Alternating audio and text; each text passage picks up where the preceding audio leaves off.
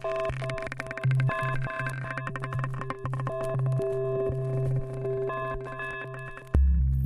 Raising Vibrations community, this is Simon and welcome to another video. And today we're going to be exploring a Chiron direct and Chiron direct in Aries. And this is going to be happening around about the 12th of December 2019.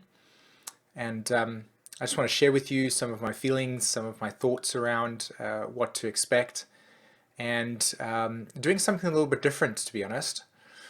So just a kind of disclaimer to anybody that is watching this video with the intention or the expectation that I'm going to give you loads of astrological jargon, like this is going to square that at this point and that's going to do that. There's not going to be a lot of that, because to me, I feel that when you work with Chiron in your astrology chart, there is very little need for headspace. There's very little need to kind of analytically process what Chiron is, because it's in the body, it's very visceral, and we feel it. Chiron is a process of feeling because it connects to the outer planets, as in Chiron, its orbit is between Saturn and Uranus, and it's that bridge between the inner sort of self-identity, the ego structure, the Saturnian realm, and the more deeper spiritual complexes that we as a human race have, and also in terms of what your soul's journey is about, and the connection between that is very visceral to the body. So I'm not going to be talking a lot about, my thoughts in that sense. I'm going to be actually giving a guided experience of how to take the next 6 months or so, or however long Chiron's going to be in direct motion, and actively work on it in your day-to-day experience. All right. So I'm going to be using the astrology. All right. So enough of that. Here are some of my thoughts very briefly about the themes that I would like us to work with. Okay, so again, Chiron is very experiential. All right, so this is, you have to go deep within yourself.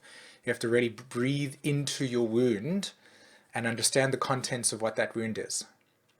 Now, the reason why I have got that little crossover there with the nails is this square that is taking place between Chiron and Jupiter, and all of it's existing in Capricorn. So if you weren't aware, I just did a Jupiter in Capricorn video. I highly encourage you to go watch that if you haven't. It talks a lot about this process of coming into ourselves, really coming into the body, coming into what is real for us. Capricorn is the archetype of what is real for us. So these themes are very prominent within our society and within ourselves.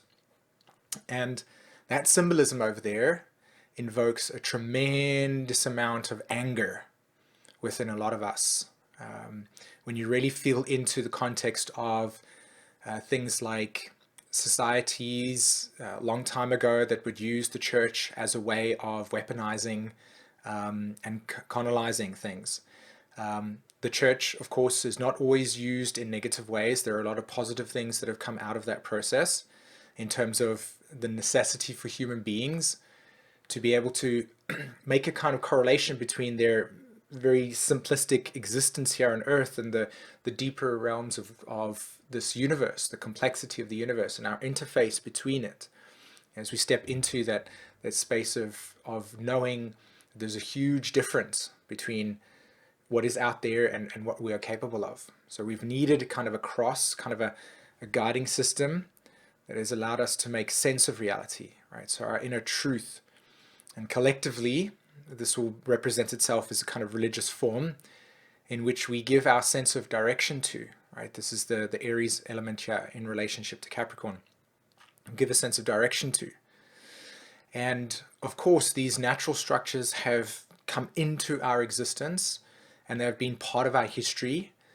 And part of that history has meant that we've kind of, fitted into the roles and the traditions of all of the ways in which these systems have provided us with a sense of what it means to activate a spiritual way of living or a good way of living.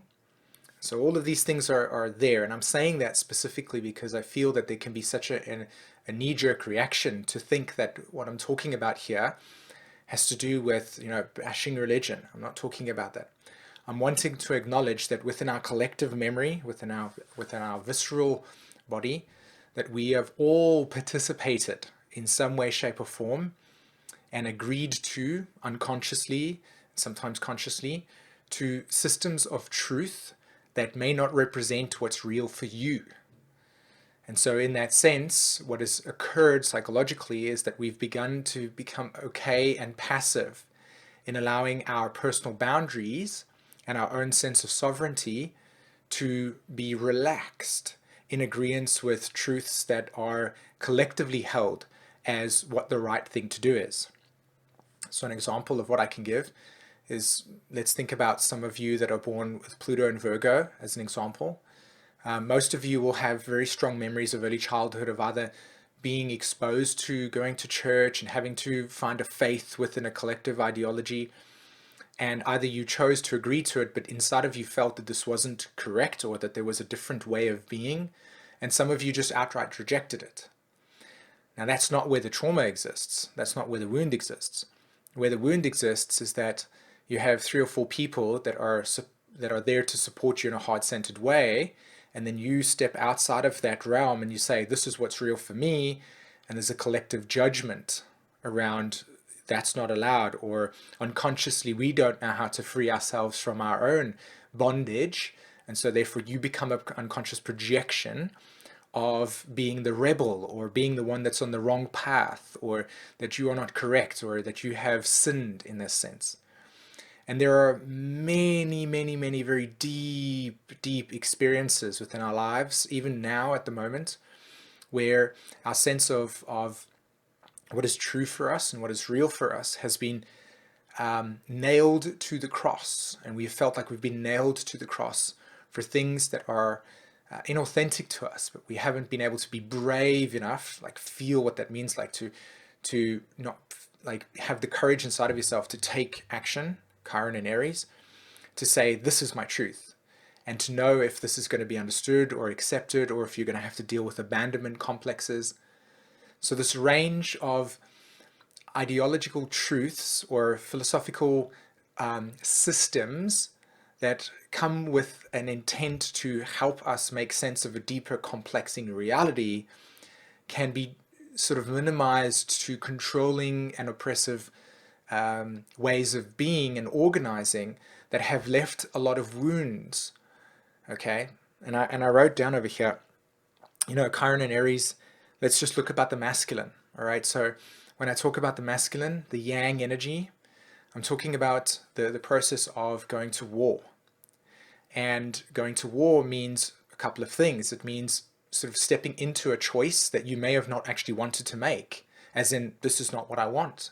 I don't want to go to war. This is not what I agree to. This is not my values. This is not my tradition.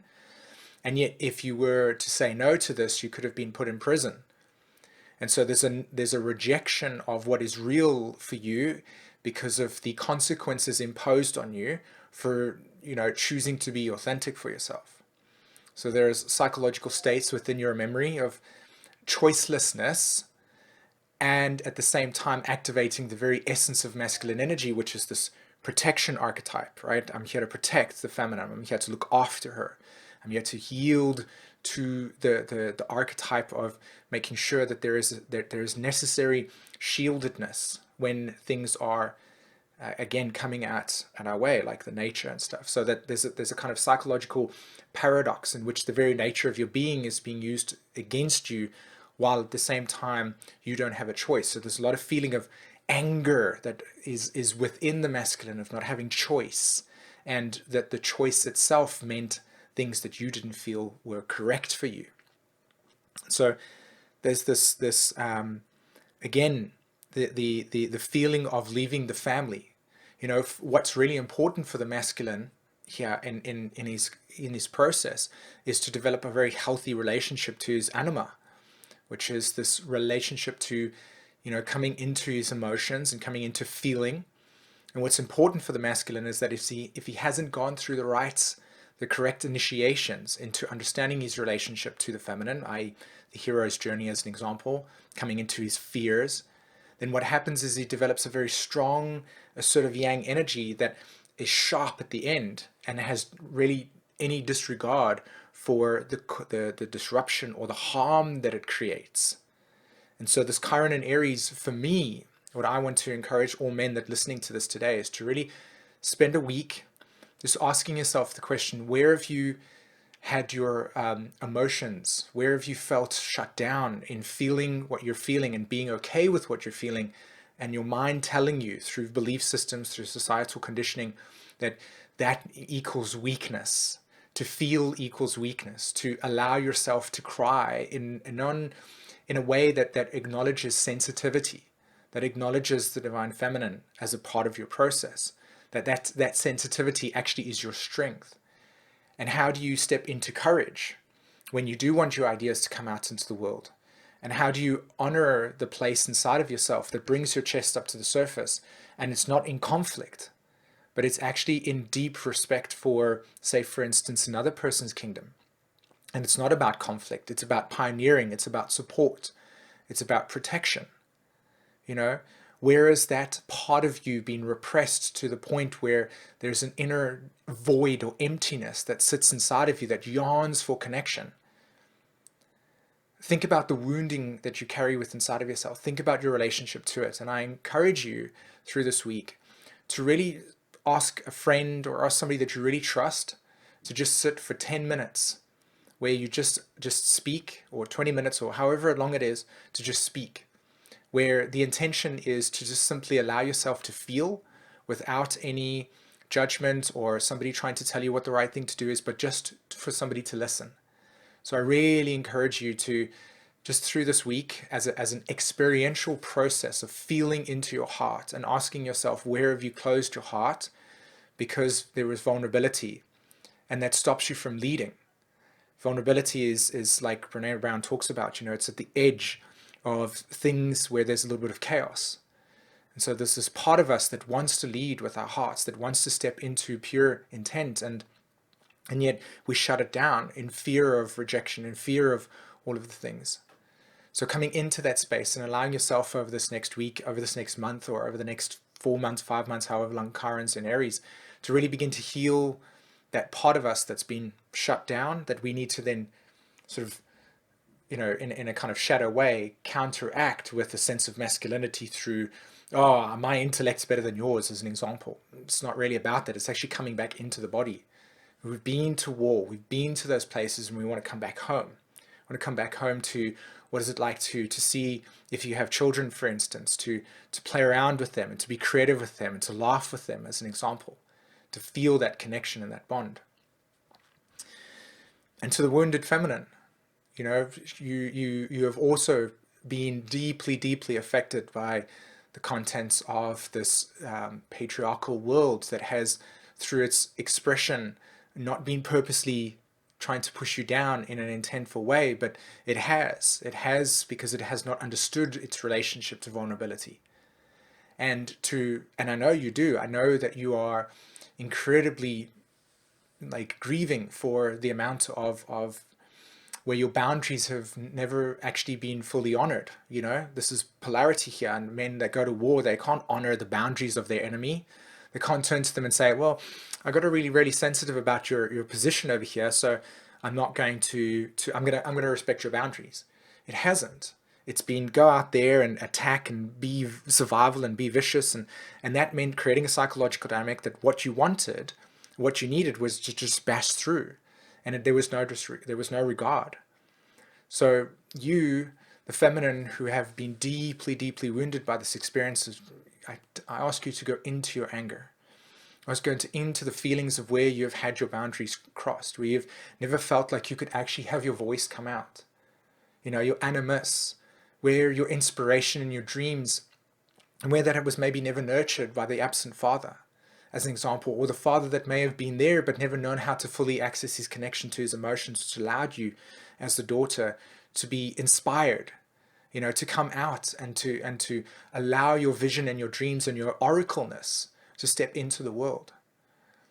And so this is a video to all of you right now with Chiron and Aries, as it's about to go direct, to really tap into and spend some time just feeling into your pain around where your boundaries have never been honored, and when sometimes you don't honor your boundaries in a conflict or an argument, where you've felt that your boundaries, and just pay attention to this emotional space, not this intellectual thing, but this emotional space. Where do you feel uncomfortable in something? And just notice it, and maybe validate it if you want to. Validate where in our society there's still a tremendous amount of darkness and toxicity in terms of, and I use that very loosely when I say toxicity. I mean in the sense that there's still disconnect, and how that disconnect breeds and gets into the parts of us where we want to be truthful and authentic, and maybe we don't feel safe in doing that. And to really give yourself the freedom to experience one day, just do something really crazy. So for me, this video is me talking from my heart. This is the first thing. I'm putting myself into this position of vulnerability. I'm experiencing and expressing myself in a way that's really real for me. And also what I need to do, and I'll paste it on my Patreon, by the way, is that one of the things that I need to do to break out of my vulnerability is I'm going to take my kids, and I'm going to kind of dress up or face paint myself, and I'm going to go to the store, and I'm going to just walk around and purchase some stuff that kind of like challenges the way of how we would go into a store. Like everybody's just, got their clothes on to go get their things, but to actually put myself in a situation where I might feel like, oh, is this the right thing? Or can I be creative like this, or joyfulness? And this is what I want you to do. I want you to really step into a challenge. Give yourself a challenge where at the edge of what you feel uncomfortable with, spend some time really just getting into that. Getting, like, for women, for instance, where's your dreams? Where is the part of you that says, I want to give and be of service? Where do I want to share my voice? And where have I never believed in myself? And this is the time I'm not going to stop myself from believing, but actually to do something that challenges that comfort zone and break out of that emotional complexity that was rooted in these old paradigms, and to step out of it, to free yourself from the emotional chains that prevent you from really being true to who you are. And so to me, the Chiron squaring Jupiter is this tension between seeing your limitations from previous sort of conditioning fields, honoring where you are right now and saying, I no longer will be held back by my own limitations. And that I step into courage, I step into authenticity, I step into vulnerability, and I give myself the space to breathe around my vision of who I truly am. And so that is my message to you today. I really hope that this is inspirational. It was my intent to do that. And please feel free to let me know in the comments if this is something that you liked, because I really want to this is my space right now. And I'm honoring it in that way, and I kind of want to leave by example. So yeah. Thanks everybody for letting me talk to you for however long I did. I hope that you have a fantastic week, and please give yourself that space to do that challenge. And I look forward to talking to you in another video. Bye everybody.